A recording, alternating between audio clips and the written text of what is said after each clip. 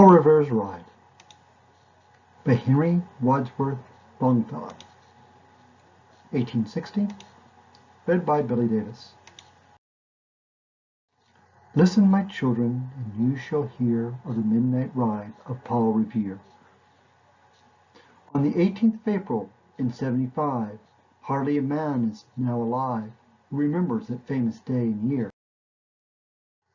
He said to his friend, if the British march by land or sea, from the town tonight,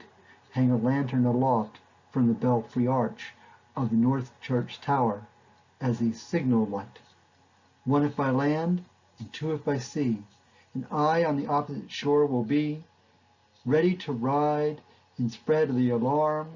through every Middlesex village and farm,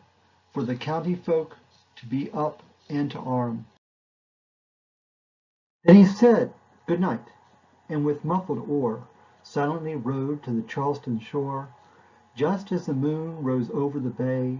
where swinging wide at her moorings lay the Somerset British man-of-war, a phantom ship with each mast and spar across the moon like a prison bar, and a huge black hulk that was magnified by its own reflection in the tide.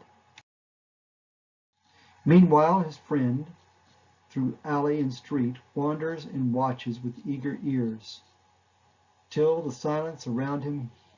he hears. The muster of men at the barrack door, the sound of arms, and the tramp of feet, and the measured tread of the grenadiers marching down to their boats on the shore. Then he climbed to the tower of the church, up the wooden stairs with stealthy tread, to the belfry chamber overhead, and startled the pigeons from their perch on the sombre rafters that round him made masses and moving shapes of shade, by a trembling ladder steep and tall to the highest window in the wall. There he paused to listen and look down a moment on the roofs of the town, and the moonlight flowing over all. Beneath, in the churchyard, lay the dead, in their night encampment on the hill, wrapped in silence so deep and still that he could hear,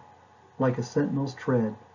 the watchful night wind, as it went, creeping along from tent to tent, and seeming to whisper, all is well.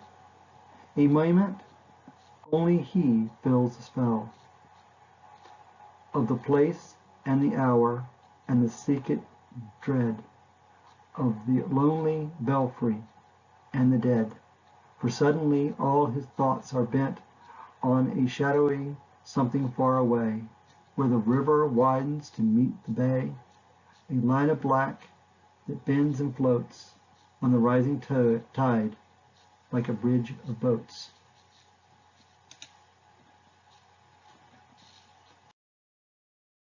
Meanwhile, impatient to mount the ride, booted and spurred with heavy stride, on the opposite shore walked Paul Revere. Now he patted his horse aside, now gazed on the landscape far and near, then imperious stamped the earth, and turned and tightened his saddle girth. But mostly he watched with eager search the belfry tower of the old Norfolk church,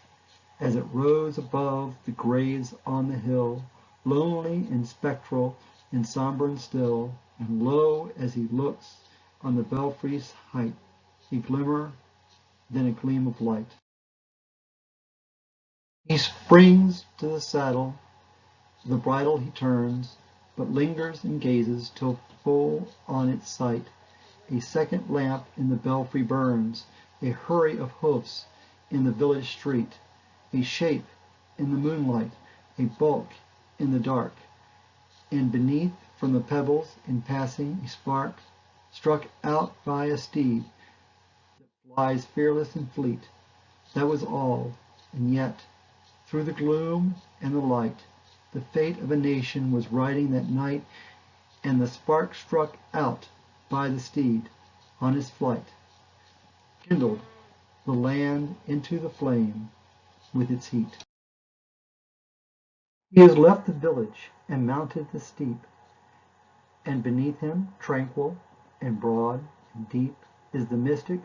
meeting the ocean tides, and under the alders that skirt its edge, now soft on the sand, now loud on the ledge, is heard the tramp of his steed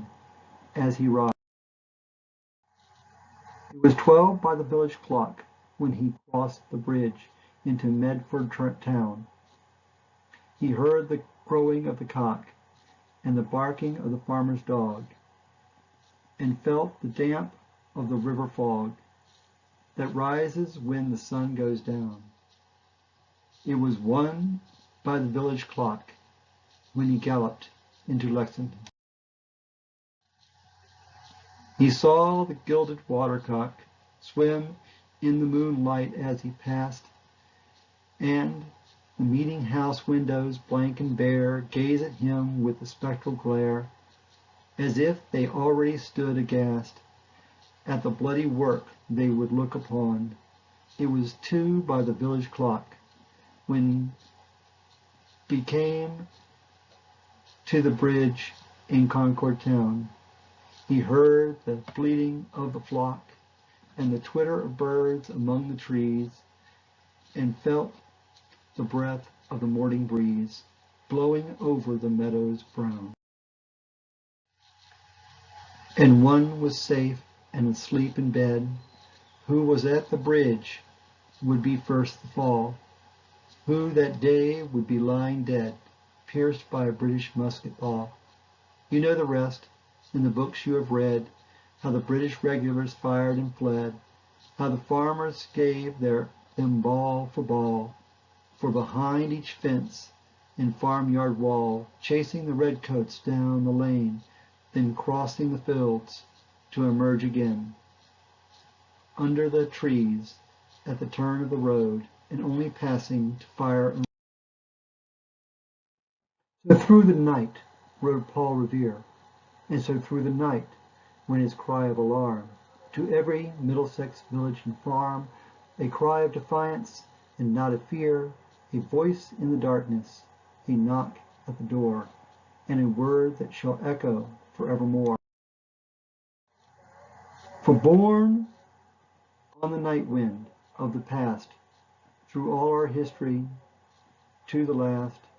in the hour of darkness and peril and need, the people will waken and listen to hear the hurrying hoofbeats of that steed and the midnight message of Paul Revere. Paul Revere's Ride by Henry Wadsworth Longfellow, 1860.